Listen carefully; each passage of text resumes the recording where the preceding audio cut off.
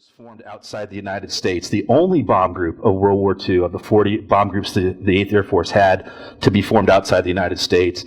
I'm talking a little bit about the 482nd Bomb Group, which that's what it was, the radar ships, and a little bit of Arsenal Democracy and how everybody got together and produced an invention that really changed the outcome of the war for us. So the next thing is when Brent asked me to present the other day because someone couldn't make it, I read the 28-volume MIT Radiation Laboratory books that were completed by the end of 1945 by all the scientists at the MIT Radiation Laboratory in Massachusetts.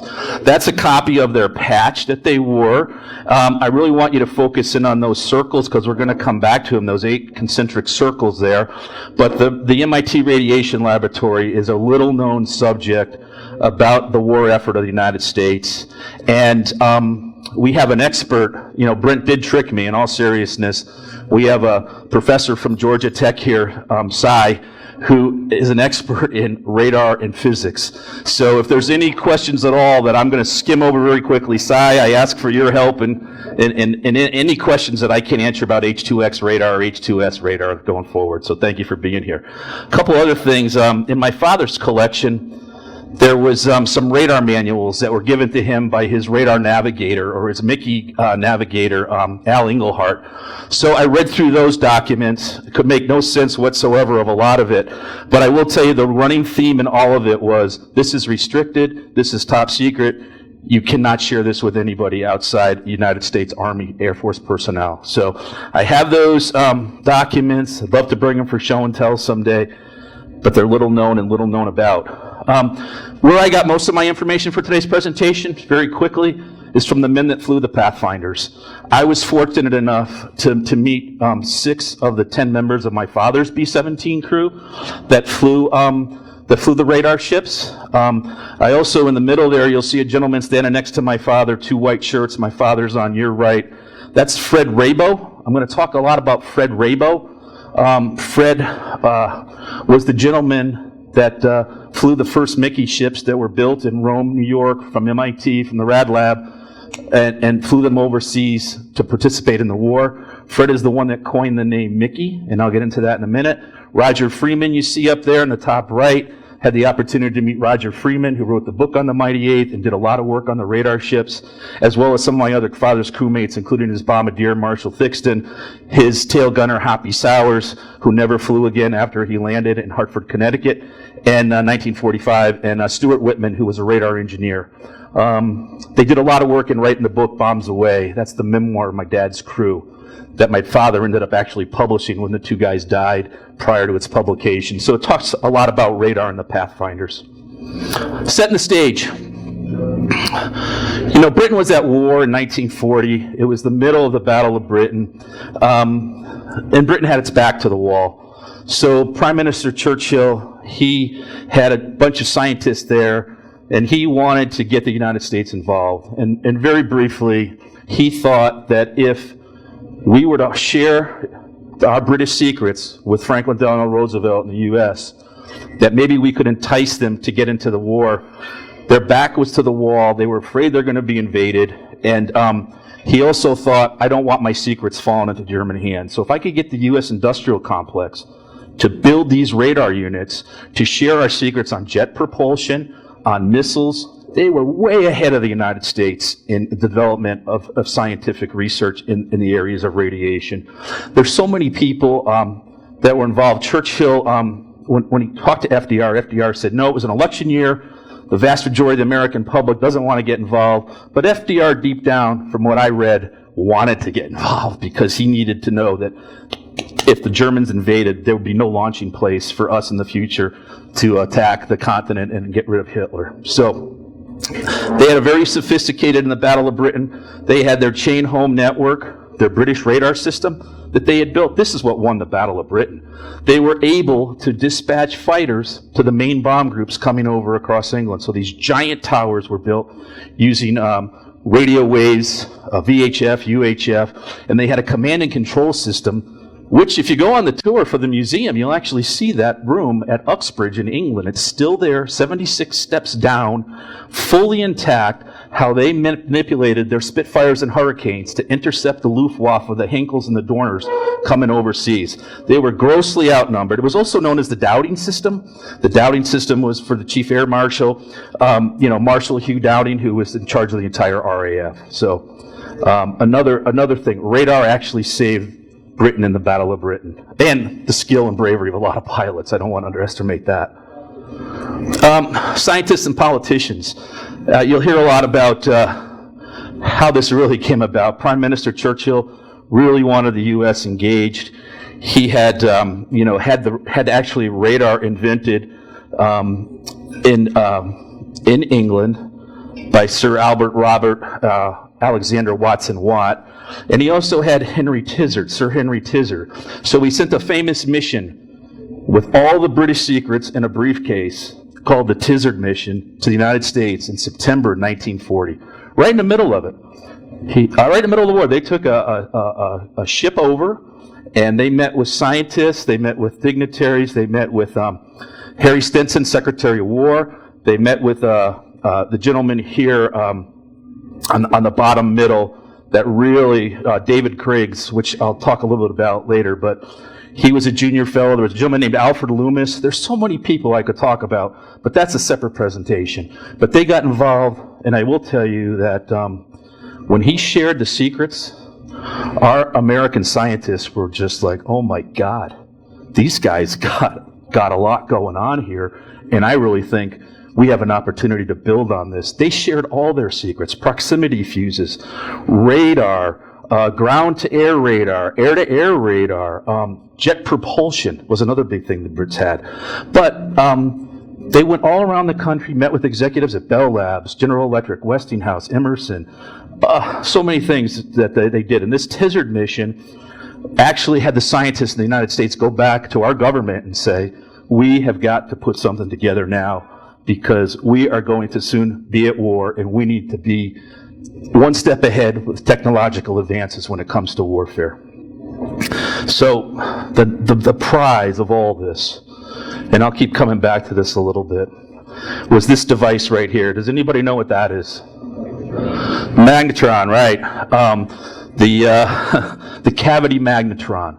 When they saw, and the Tizard group showed how that worked, and what that little device did in producing energy and microwaves, our American scientists were just amazed. And according to one American historian, James Finney Fellow, he said, that was the most valuable cargo ever brought to our shores. We were working on something like that, but we were light years behind. They had it, this cavity magnetron. And I will tell you, I'll share it with you a little later, but you use one of those every day probably in your house. Here it is, the cavity magnetron. Remember those 8 concentric circles I told you about on the patch?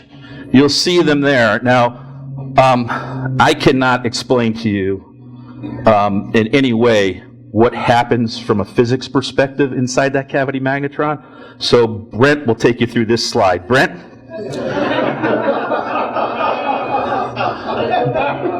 Something happens inside. Good, Brent. Well, again, for the electrical engineers and the radar professionals, you can certainly explain this to everybody a little later, but it produces electrons start sparking around, and energy becomes captured and produced at such a magnificent level that anything like this before was just huge. And this takes it into this little shape, which allowed it to make a mobile or get it in an aircraft or do things we were never able to do. So this little device was the prize. And certainly, in all seriousness, Cy can help us later kind of talk through a little bit of that magnetron and what it does. But the real story here is our MIT radiation lab. Has anybody ever been there? The Rad Lab.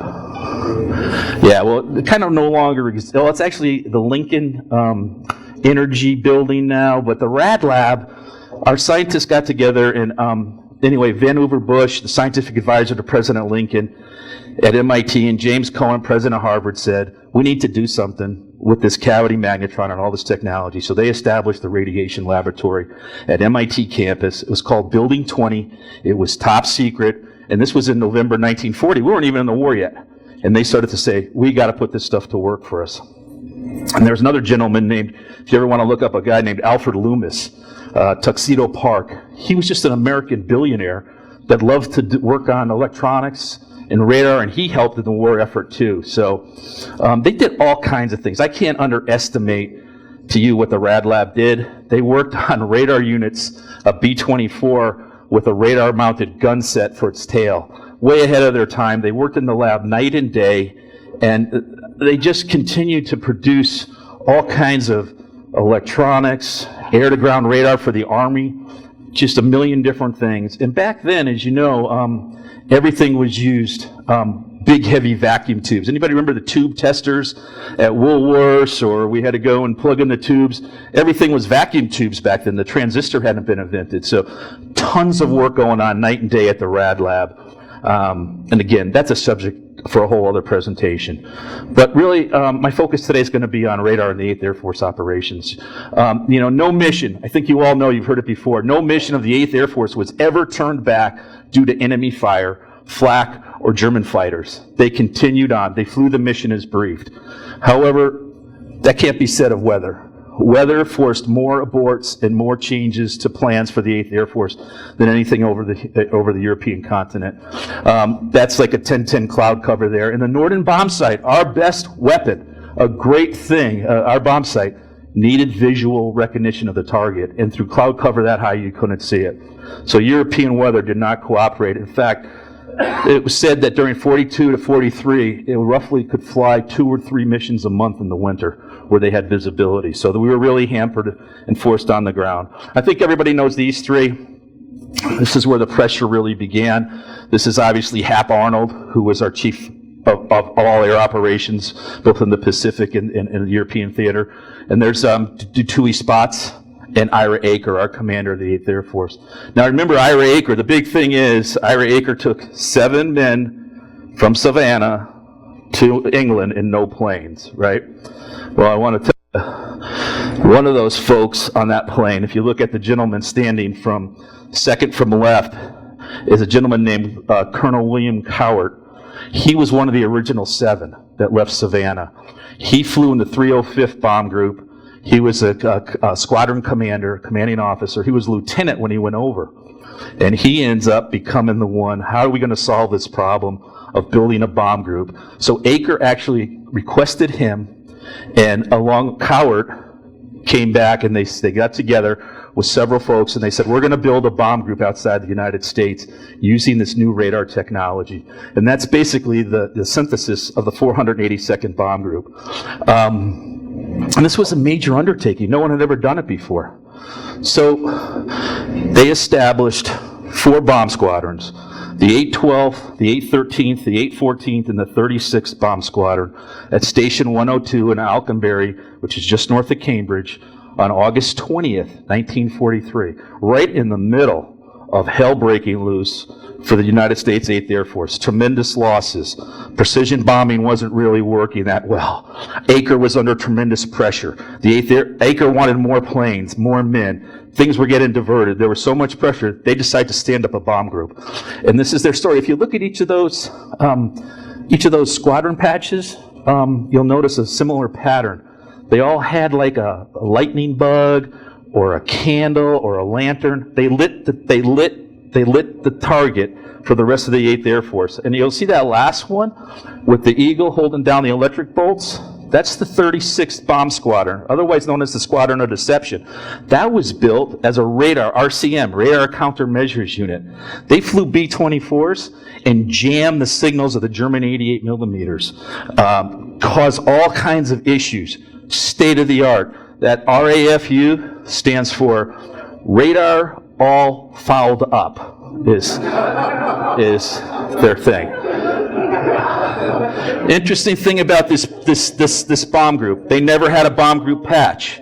You'll see the 100th bomb group, the 95th, the 91st, they all have their own patches. This bomb group had no patch, just the squadrons. And it was kind of, think of an NFL draft team. How do you build a bomb group? An expansion team? It was a composite group. So they took personnel from the 92nd Bomb Group, the 479th Anti-Subgroup, and the 12th Replacement Depot. They took 2 or 3 crews from each existing bomb group. And a lot of those bomb groups went kicking and screaming, including my father's at the 95th. They did not want to go to the 482nd. Why am I going there? Why? What's the deal? Why am I getting transferred? So there was a lot of issues they had to deal with. Now, just very briefly, there were 2 bomb-through overcast systems designed. The first one was the H2S British air-to-ground radar, H2S, signified by the 2 different flags there. And the Americans at the Rad Lab improved upon that radar unit and created the H2X, which was the American radar unit developed at MIT. The British unit ran on a 3 gigahertz. The H2X X-band ran on 10 gigahertz, which gave it a clearer picture. But the first mission, of the H2S, even in the British Royal Air Force Bomber Command, wasn't until January 30th, 1943, when the first Halifaxes and Sterling took off with an actual H2S operator on there. And what that radar allowed you to do, and I'm going to show you a couple of scope shots in a minute, but it allowed you to see visual landmarks to verify where you were in terms of your dead reckoning or your headings. The one thing I want you to remember is H2S was codenamed Stinky.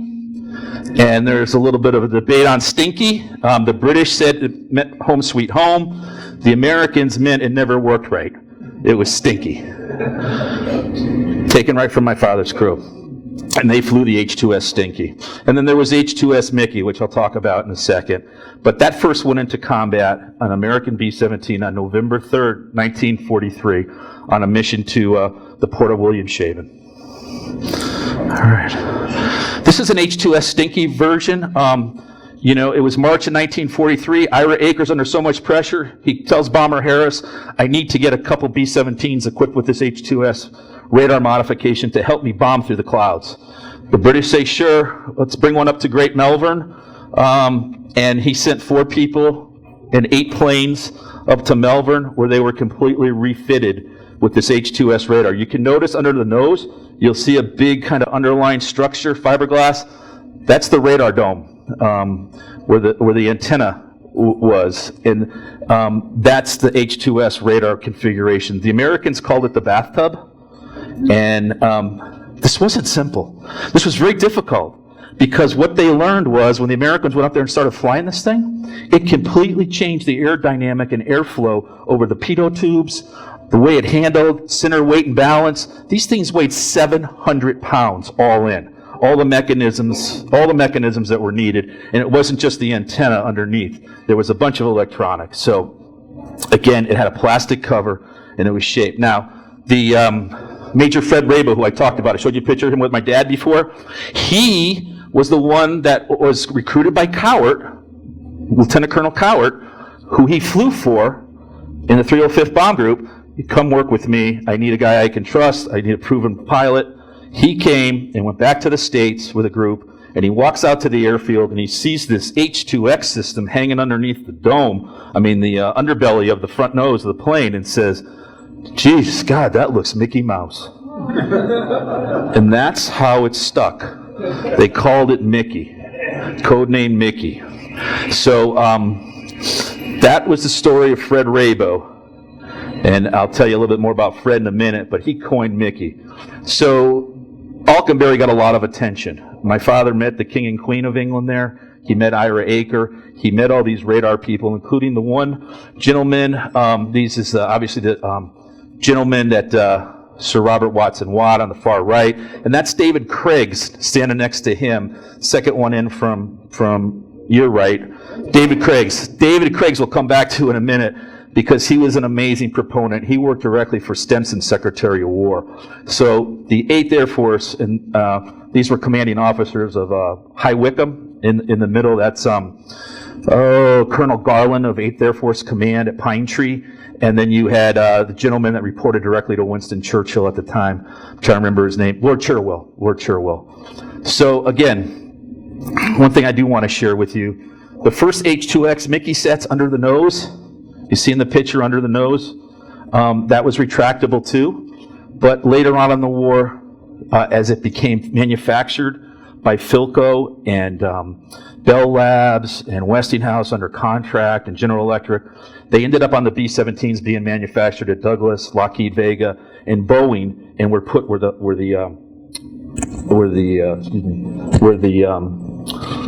ball turret was. Okay, losing my headset here. Sorry. So there were 12 of those original handset models. Also, I just want you to know there was one squadron of dedicated B-24. So it was kind of weird. My uncle flew B-24s. My father flew B-17, so there's always a fight at family reunions about which plane was better. Can you imagine what it was in the same bomb group? These guys were living with each other, some flying 24s and some flying 17s. So that was another kind of a unique characteristic of the 482nd Bomb Group. All right, H2X Mickey. There's a shot of the antenna. It was also known, its official name was AN-APS-15, alias H2X. And there's a setup. You can see the scope, and that usually had some kind of big black tunnel on it so the light wouldn't disturb the navigator, the Mickey operator, when he was looking in it. And it's funny, but Brent asked me, well, where'd it go on a plane? And I said, well, Brent, let me show you this slide. This is the configuration of all the different aspects of a B-24 and a B-17 on the bottom, where the different parts of the radar unit. So it just wasn't a dish going around on the bottom. There was a lot of electronic components, a lot of flux capacitor type stuff, a lot of different vacuum tubes. And Cy will be here later to answer any questions you may have. You can see some cutaways of where they put it in the B-17s and the B-24s. And a lot of this work was done right there at Alconbury. Modifications of B-17. So this is what a typical operator would see. These are scope shots of H2X. All right, and I want to point out a couple. The first one on the top left, you see a B-17 flying directly underneath the B-17 above. So you could see down below. The second one in the middle, top middle, that is the landing beaches at D-Day on June 2nd. You'll see no activity. And the one on the right of that is D-Day on June 7th. So you can see the ships in the water. You can see the activity of what was going on as movement was going inland. And it's a two different shot aspect. The shot on the bottom left is your coast, the Zuiderzee, the Netherlands and Holland as they were coming over the coast. And then the middle shot is a Mickey operator with the scope that allowed him to give communication coordinates to the bombardier and co-pilot and pilot. And the last shot is just to show you how difficult it was to see, make out things. This was very rudimentary. Nothing like we have today where we can pick up our iPhone and see where the thunderstorm is. All related back to what happened at the MIT Radiation Lab. But I just want to tell you one thing. There was Baskin Lawrence was a CO. He said, as our navigators sit today, 1943, hunched over their scopes, studying the flickering light and dark images that flash over its surface, they must realize that they are pioneers and that the equipment they are using compared to what they will someday use is as the blunderbuss compared to the modern M1 rifle as an instrument of warfare. Yes, gentlemen, I repeat, we are the beginning of a new era. And that was so true as far as radar goes. Another thing is a lot of the bomb groups, they didn't trust the Radar Navigator. Remember, 30 years of flying, they were dead reckoning, visual, they had to see the ground, they had to map it out, they had to shoot the stars. Now some guy in the back of the bus is telling me where we are by looking at a little scope with lights coming through it. A lot of doubt. They called it voodoo navigation. A lot of guys said, I'm not risking my life. It's bad enough people are shooting at me, but I got to trust this machine that's constantly breaking down. So you can see a cartoon that was made of the Mickey operator with his parachute, his pliers, his hammer, and all his charts looking in that scope. My father and his guy said we were just a bunch of kids. We worked on the base at Alconbury, and we didn't know what we were doing. We didn't know what we were involved in. We had radar technicians bunked in our rooms with us. We had, friends we were able to take a shot at. We weren't ever allowed to take any pictures of the equipment. Everything was top secret. And he said, we really, really didn't know that we were on the verge of something big here. So the dichotomy of base life. 1 minute you're fighting for your life. The next minute you're going to a wedding of your ball turret gunner. Or you're going to the beach at Blackpool. Or you're rubbing a horse down with your skivvies on in the middle of summer at the farm next door. Or going to a dance. There was always something. But then the next minute, you were fighting for your life. And this is an actual shot of the first Berlin mission on March 4th, 1944 by a famous British artist named John Rayson. You can see on the upper top, there's a bathtub underneath that one plane with no marking on its tail. That's an H2S radar ship piloted by my dad's best friend, Bill Owen, and my dad was on that plane. So I wanted to share that with you for a couple reasons, because the lead plane next to it, I'll Be Around, which had the colonel, Griff Mumford, in it, they kept telling him, you're 49 miles off course, you're 19 minutes from the IP, don't turn. They wanted to turn on the IP because they didn't trust him. And Lieutenant Owen told the colonel, if you don't start taking my radar fixes, I'm bugging out, because there was an abort, which could be mutiny in today's day and age, right? But they were so far off course, they had to get on course, and they ended up being the first plane to drop their bombs on Berlin, which was a big deal. The interesting thing here, I shared this photo with you for a couple reasons. One is the bathtub. Can you make out the bathtub, the radar dome? This is an official Air Force photograph the next day of the first air and ground crew to bomb Berlin, the Nazi capital, on March 4th, 1944. For $100, can anybody pick out my father? He's in the back row. He's fourth from your right. That's Dad. But the interesting thing about this photo, Lieutenant Owen insisted that his ground crew, his radar technicians and his ground crew be in the official photo. And that's something you don't normally see. He said, there'll be no photo unless my ground crew's in it. So that's his ground crew that supported the radar unit and the B-17 plane. Bill said it was a total team effort. They made a lot of press. In 1944, hitting the German capital was a big deal for the Americans, and this was the first time it happened. So you can see just how much press they actually got. In today's day and age, I guess we'd call that going viral, but back then it was all newspapers. So now on March 6th, 2 days later, the large raid on Berlin. You see that plane going down there. That was actually an H2X radar ship. You can see the dome underneath the nose. It got hit by flak over Germany, and piloting that plane was my father's friend, Fred Rabo. Fred Rabo and Medal of Honor winner John Morgan was the co-pilot. And they had the commanding general of that mission where they launched 750 bombers on that plane. And that was, he was the command pilot, Russell Wilson. The plane got hit. 2 seconds later, it exploded, killing everybody on board except for John Morgan and Fred Rabo. They were blown out of the cockpit. And then 2 waist gunners. He landed in a lake, Lake Harvewell, and he spent 3 weeks in a German hospital recovering from his wounds. John Morgan ended up in a POW camp. They just came to snap their chutes on when they bailed out. So that's an H2X loss. The way the newspapers recorded it was Berlin was ripped by 800 U.S. day raiders. We lost 68 bombers that day. 68. 10 people per crew, 8 B-24s, 60 B-17s went down, and it cost us a lot of lives to hit Berlin. But Hermann Göring ended up, eating his words that an American plane would never appear over the capital of Berlin. So again, another big day in American press. Interesting enough, that was March 6th, the 42nd. My father returned to Berlin on March 9th, and then just a couple of weeks later, the order came for the 42nd to stand down, come off active combat.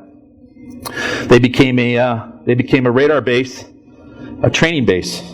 As more and more B-17s were arriving from the States equipped with these H2X Mickey units, they were going right to the bomb groups.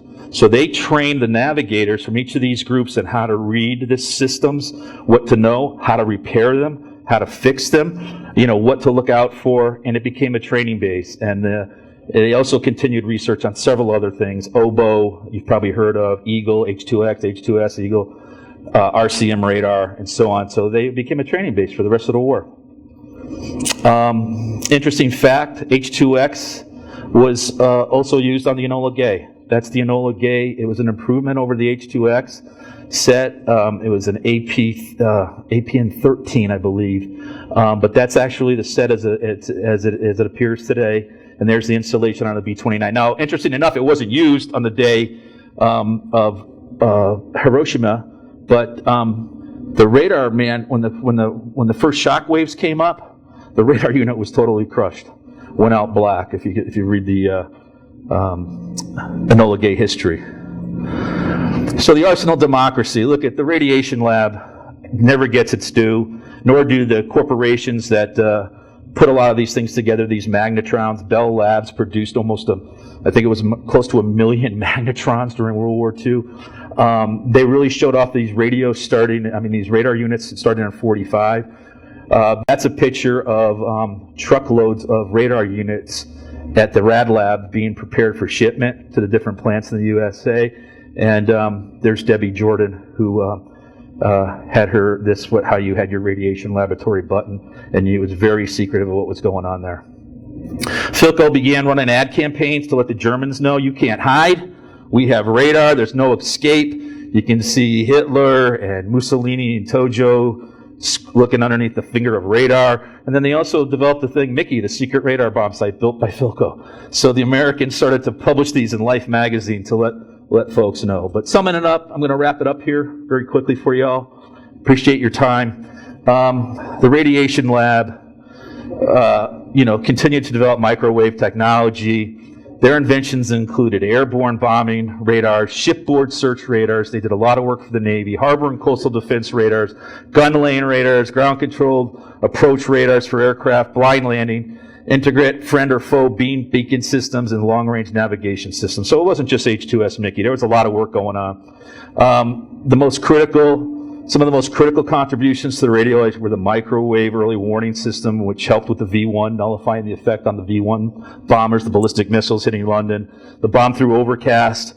At its peak in 1945, the Rad Lab employed 4,000 people, was spending close to $4 million a month. Now, in 1945 dollars, that was a lot of money. It developed over 100 radar systems, and its design resulted in $1.5 billion of radar production in industry. In the words of Carl Compton, the Rad Lab was the greatest cooperative research establishment in the history of the world, and it really made a difference. BTO radar units of the 8th Air Force, I want to be honest. They allowed us to bomb through the clouds, but the accuracy was nowhere near as good as the Norden bomb site. They said that if it fell within 1,876 yards, fine under bomb through Overcast radar, that was good. The Norden could hit with clear sights within 300 yards. So it didn't improve the accuracy of the bombing.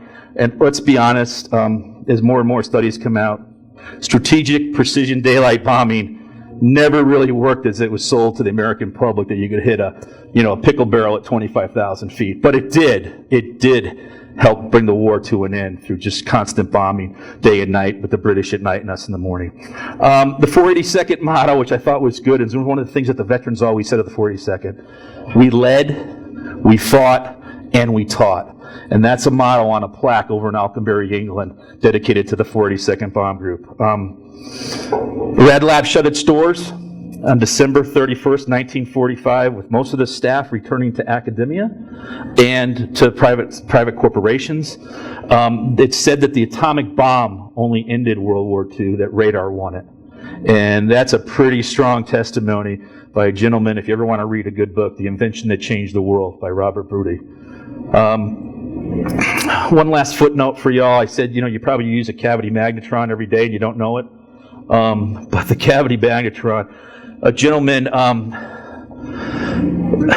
this gentleman, Spencer Piercy, was working on cavity magnetrons at the lab, and he realized that his chocolate bar was melting every day in his pocket. And he finally stumbled across that there was a heating element to the microwaves, and he worked for Raytheon Corporation. When Raytheon patented, in October 8th, 1945, they patented for microwave oven cooking. And 2 years later, they produced the 750-pound first ever radar range. And the radar range today, as you know it, is your microwave oven. It's got a cavity magnetron in it that heats the food with that little invention that Tizard brought over from England in 1945. So next time you open your microwave, I want you to think of the 482nd, the B-24s and B-17s of the Pathfinders. And with that, I thank you very much.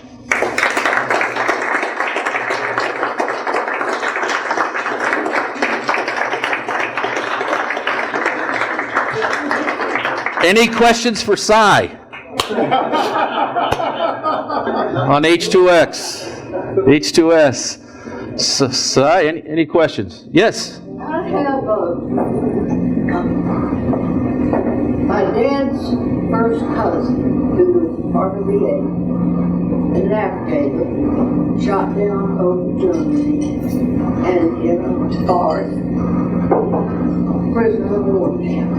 And when he came back, he went to work for Southern Research, which was in Birmingham. Oh.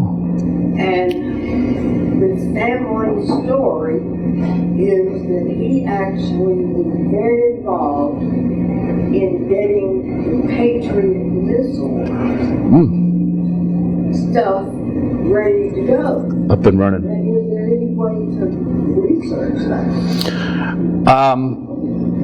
I would have to defer to the internet first, but I will tell you that a lot of the theory and technology that was developed at the Rad Lab is still pertinent today in the systems that are built by Raytheon and Lockheed and North American Rockwell and all the major industrial complex folks.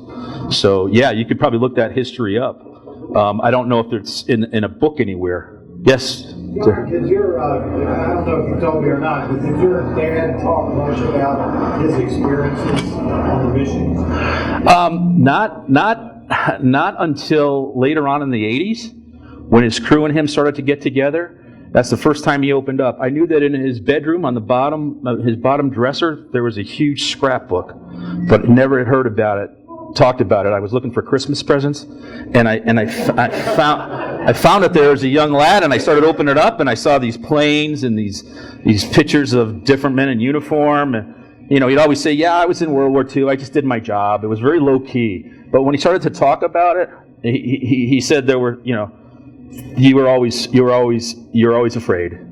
You were always fearing for your life, but you never wanted to let your crew down. Because I asked him, "What made you get back in that plane every day?" And he says, "You never wanted to let your crewmates down." And that bond that they created in that B-17, that lasted until my dad's pilot died in 2019. He called me, you know, my wife's over there, Bill Owen. I talked to Bill Owen, my dad's pilot, every Berlin mission day, several times a year. They had this just incredible bond of loyalty to each other that went dormant for 30 years, 35 years, and then suddenly resurfaced in the 80s. Great. Well, thank you very much. Go over one more time how your dad ended up being first over Berlin. And was he the tail gunner or the waist gunner on that? He flew the right waist that day. It was the Pathfinder aircraft, so they had an observer on board, an officer that would sometimes take the tail. So my father bumped over to the right waist, and they flew that mission. There were 750 bombers that took off that day from England. They wanted a maximum effort, but there was a radio recall halfway to the target. But my father's group commander was a gentleman named Griff Mumford, Colonel Mumford in the 95th Bomb Group. They were leading elements of the 100th, the 13th Combat Wing, 390th and 95th. Well, planes start turning around. Planes start turning around, and they kept going because his radio operator indicated that it was a fake Nazi recall, which Germans would try to do. And that later, my father's radio operator told me that it was a legit call. Return to base, drop at convenience. So they ended up going with 33 planes to England, and now the 95th Bomb Group says, you know, first over Berlin. They forget to tell you about the 10 planes from the 100th, and the actual plane was the 482nd, which was the first one over the target. That was underscored. No, they actually had the P-51. In fact, it was Chuck Yeager's first mission where he got a kill that day. Chuck Yeager was flying high cover, and my father said if it wasn't for the P-51s, he wouldn't be here today. They were flying into the Valley of the Little Bighorn. 2,000 German fighters were waiting for 35 B-17s, but the weather was so bad, a lot of the fighters had trouble getting up. And the ones that did get up, the P-51s took care of. So, okay. Yes, Cy. I'm supposed to say something. Yes, please do, Cy. Cy, who did a presentation on the Rad Lab. I'm going to give you this thing, Cy, if I can get it off me. Say something about H2.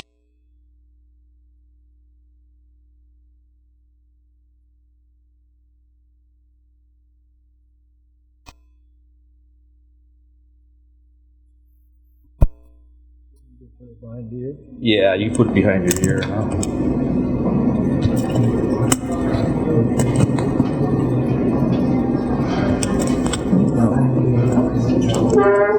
about this way? There you go. No? Maybe you're better off just holding it like this side. How about that? Okay, as long as it works. Yeah, there you go. Hi, I'm Cy Goodman. I'm a Regents professor at Georgia Tech. I'm mostly with the College of Computing, but I'm also with the Ivan Allen College. And in the latter, among other things, I teach a course on war in the 20th century. About 10 years ago, I gave a talk to the World War II Roundtable on all of radar and the U.S. It was titled From Pearl Harbor to Nagasaki. Hey, Scott, can you hold the mic a little? Okay. Yeah. It was entitled From Pearl Harbor to Nagasaki, and radar played an interesting role throughout the entire war for the U.S. Not so much elsewhere, but for the Brits and the U.S., it was really quite important. But what I would like to do now is talk a little bit about how H2X got started in the Rad Lab. And I'll spend maybe only 5-10 minutes at most and bring up some names of really important people at the Rad Lab who hardly ever get mentioned in talks like the wonderful talk that John just gave. The director of the Rad Lab was a fellow by the name of Lee Dubridge, and he was a physicist. And in response to a great deal of anguish out of General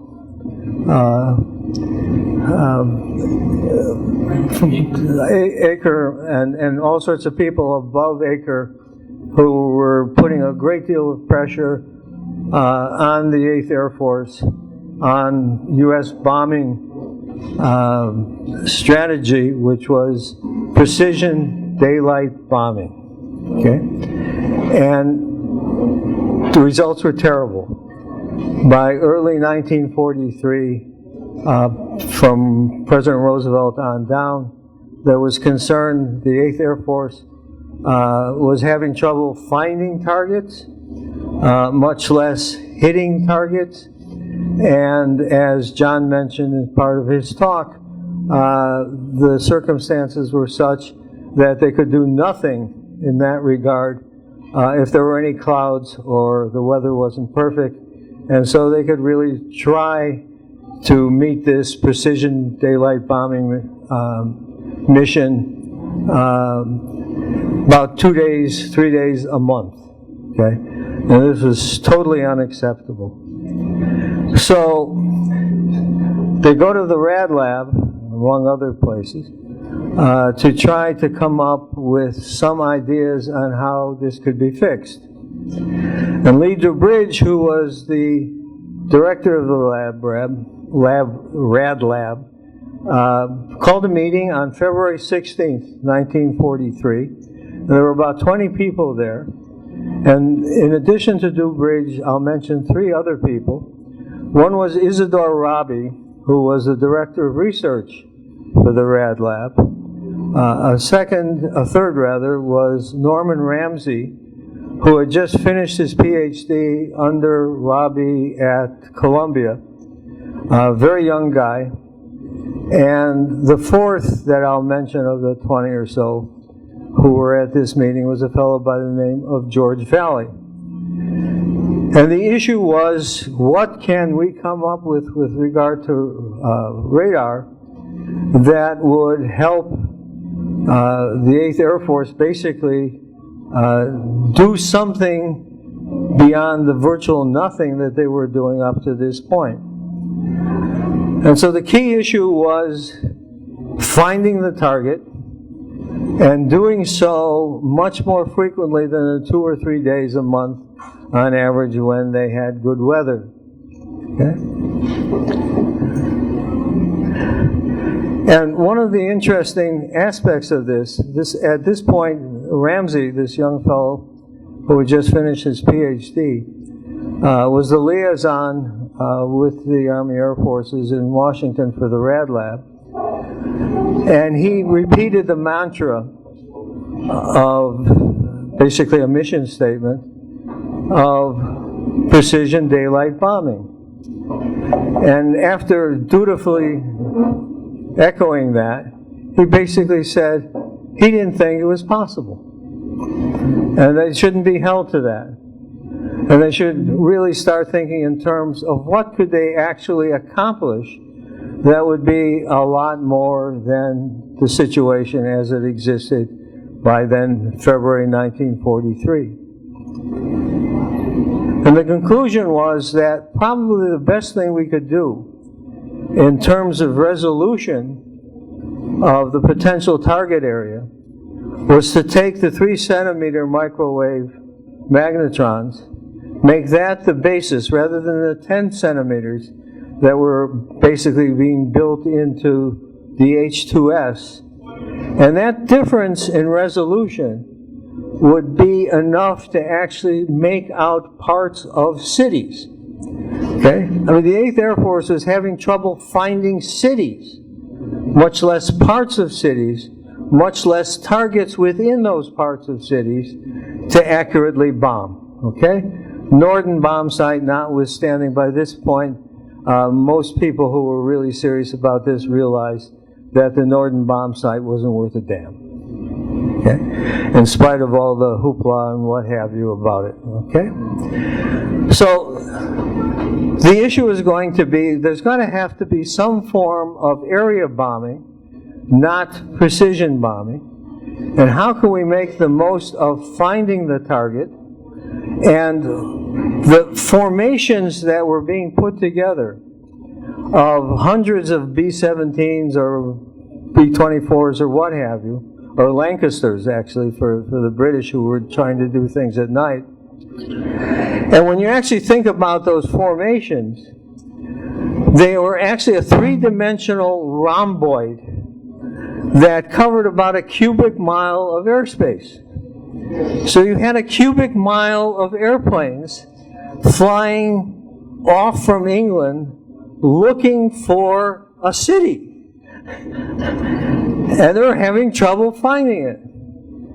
So what can we do to get them at least to the city and at least to be able to differentiate the parts of the city with enough resolution? And the difference between 3 centimeters and 10 centimeters was the difference between being able to see features of the cities, like rivers and what have you, with enough precision to at least try to put your bombs in the right part of the city, much less directly on target.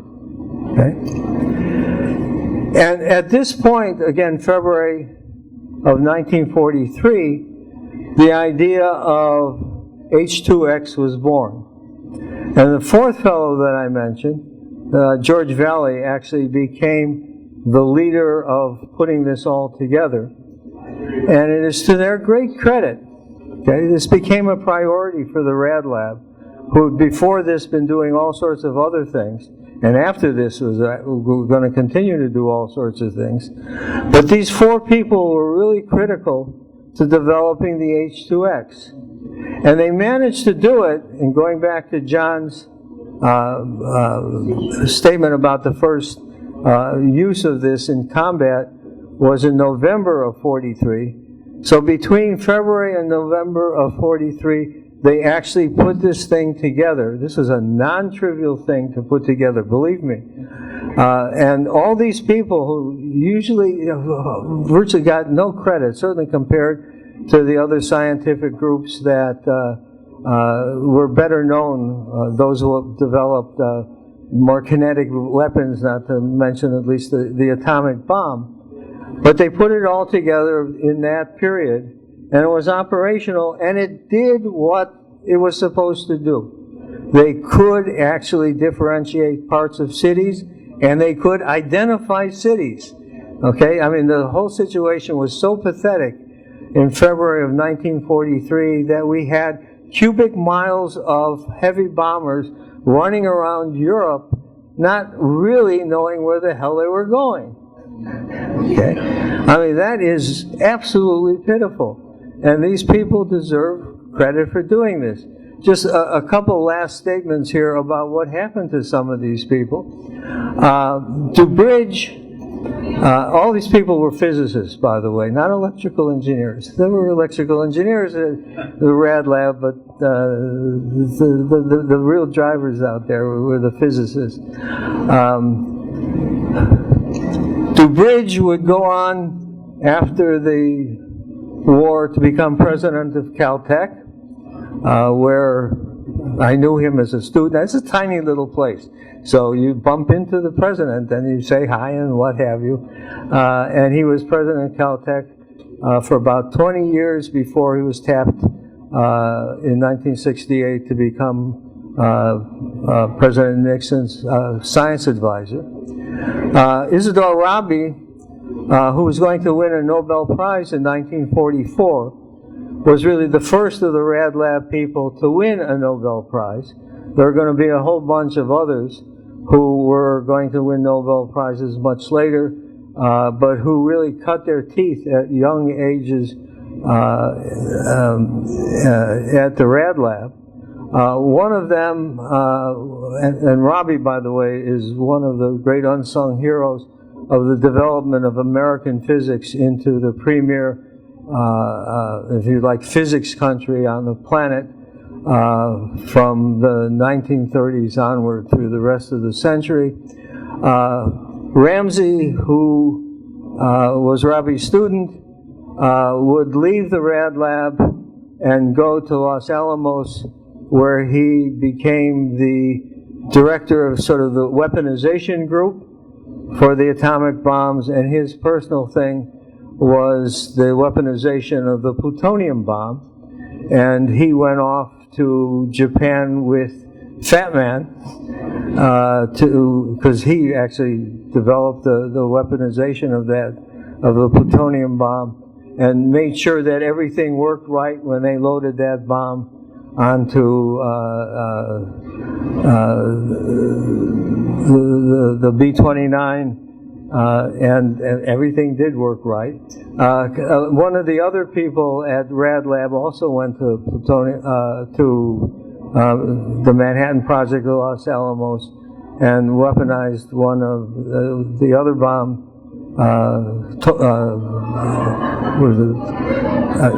Getting old here.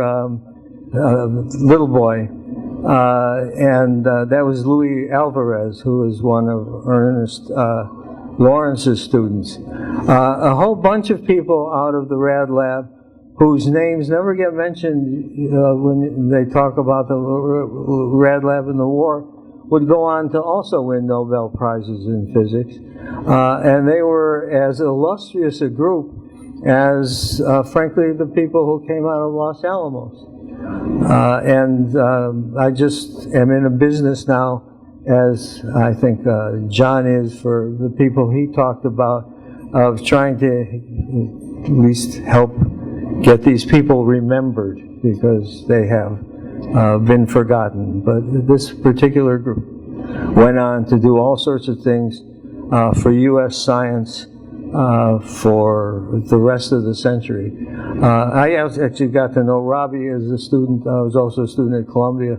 And at the very end of his career, I used to work in the physics department. He used to wander around the halls, incredibly available just before he retired, and I never had the good sense to talk to him about what he did during the war. I would talk to him about various other things. Well, he's a really tough guy. But in his old age, he became a real grandfatherly-like guy, and it was a pleasure getting to know him. And with that, I just want you to remember these names, and I thank you for your time. Thank you, Si.